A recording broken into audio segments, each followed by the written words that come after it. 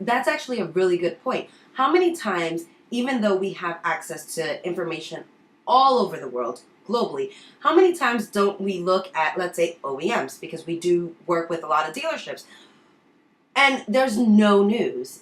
Like, news just went stale for a couple days. Sure. If your dedicated person in-house doesn't know how to climb through those obstacles and find something else interesting to post up, now you're dead in the water for however long. Right. Makes no sense to me at all. Right, so you're outsourcers. I mean, we're thinking about things socially. You know, you guys all know that I've been a photographer for many years as well, either. And you know what? If I was, I'd be picking up my camera, not Arlene's. But that's besides the point. The idea is that I look at life through a lens. You know what I mean? I look at everything at, 18 to 72 millimeters, right? So I'm framing things. You know, I think in 140 characters. You know what I mean? Yeah. So, we're looking at this through a social media eye. You know, props are fun. Right? Yeah. So, Thanks. we look at everything through social media eyes. You know, as your person's looking at as a receptionist who needs to get a status up on Facebook as well. And not only that, but also handle calls coming in, handle salespeople asking for information, people walking in. I'm sorry, would you really rather have your receptionist posting on Facebook for your brand or greeting your next client? I'm just saying. I mean, somebody on Facebook could come through the door, but somebody who is actually coming through the door at that moment needs the priority. But then again, so does your Facebook. So, you don't want somebody splitting their time. Doesn't make any sense to me. It's a full-time job. How many times haven't we, mind you, we work with many, many people, and we've been blessed that we have a very, very strong team of very talented people. However, how many times haven't you felt like, oh my God, I'm a little over-cumbersome? Sure. On just one platform. Imagine that one person handling multiple platforms and trying to find great content. And remember, the content that's good for Facebook is not necessarily good on Twitter on the same day. It has to be re-optimized for each platform. You're not going to go to your church and talk to the same way to the people at church as you do your friends at the golf course or at a bar or your college friends. You're not going to speak to people the same way, and the platforms are the same thing. We have to understand that these are technologies, but these are resources and tools to get you in front of the right people at the right time. Sure. Also, oh my God.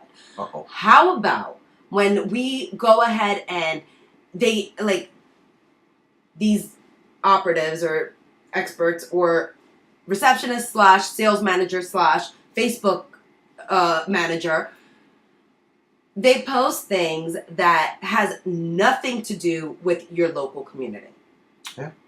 Or your customers. And it's like you're paying someone to be locally invested because they're local, so they know your voice and things of that nature. We just talked about voice of brand. Remember that article? And quite frankly, if your voice is in your mind what your receptionist or your non-expert is able to portray, what if she's having a bad day? Yeah. And what it really comes down to... Or he, sorry. Not she, right? It could be a male receptionist. Yeah, absolutely. Sexy. Really, and to tie it all up, this is really what it comes down to, is that, I manage my own Facebook page. In addition, right, we've got Jason Viglione, the person on Facebook, and I've got JVig Media. You're watching this on JVig Media, more than likely right now. Yeah. Right? Facebook page? Do you have one? Yes. Of course you do. So you're thinking about things as a brand, not just as a person. So unless your receptionist has their own page, they think about everything as a profile. And we think about it as a page, a fan page, a business, an entity, not just a human being. And we do it for all of the brands, all of the platforms, everywhere that we exist. So the idea is that when you get people who are outsourced as social media professionals, what you really end up with is the people who know how to manage and navigate the waters of the entire space with your business at heart in the forefront of their minds, and it's not just churning out information and status updates because we absolutely have to. We actually love it. It's creepy, but we do. Yeah. It's fun. Yep. It's a hobby. Yeah. Yeah, I do. I'm most social when I'm actually talking to nobody in particular, which is strange. Yeah. But we live and breathe it. You know, I tell everybody all the time that if I won the lottery tomorrow, I would still do this for free because Absolutely. this is just a change, a fundamental change in how we communicate on this earth. And it's really important, and it's really super cool, and it's only going to make more people money. So this is really important for you. What I find really interesting is that you did touch, just now, you touched a great point. Profile versus fan page. Sure. Okay, a lot of these in-house people will not realize what's the difference between a profile and a fan page. Really simple things, such as one major thing. If you're a business and you have a profile that's functioning as what should be a fan page, Facebook finds out, you're null and void, they will remove your page. You know what? Forget why would you want that? Why would you want to have it? And we gotta wrap this up, but why would you want to be like a profile? A profile, you submit a friend request, I approve it. With a fan page, people like it and they come in. Having your business be like a profile, it's like putting a doorbell on the front door to your business. You have to approve every customer. Why? Well, I don't know if I want this guy's money or not. And not only that, but you get capped at 5,000 friends, whereas with a fan page, you get no cap. So you're going to only cap 5,000 potential customers being able to reach. Let them all come. Yeah. Forget about it. Look, and this could go on. This has been going on now for about 18 minutes. It's like a Doors song at this point. But, you know, so we'll let you go, I promise. But the idea is that we live and breathe it. We think about it the way your business should be thinking about it. Not like people. We're not like people. We're actually robots, the two of us. So that's a true story. But no, before we let you go, and again, I'm Latina. I'm going to talk to you all day, every day, very, very fast. Whether you want to Whether you want to or not. And my Mophie will let you know that because it goes dead all the time. However, I digress. If... Hush. I see you in my peripheral. If you are going to outsource, let's say that you listen to this and you're like, you know what?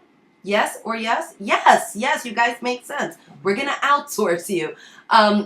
If you're going to outsource, make sure you do your research on your company. You do not want someone or a company that's just going to auto-stream. You want David Media. I mean, whatever.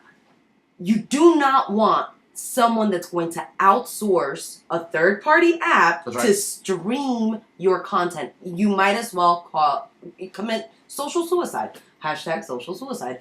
It's a good one. Do not do that because, quite frankly, Facebook will hinder your page for these auto stream. You are automatically a spammer.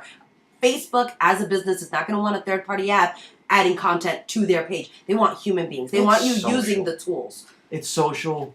Be social. Be personable. I have to stay human. Remember that article? He was paying attention. Do you see all the things I tell you? Now you have 2 people telling you. Do you see?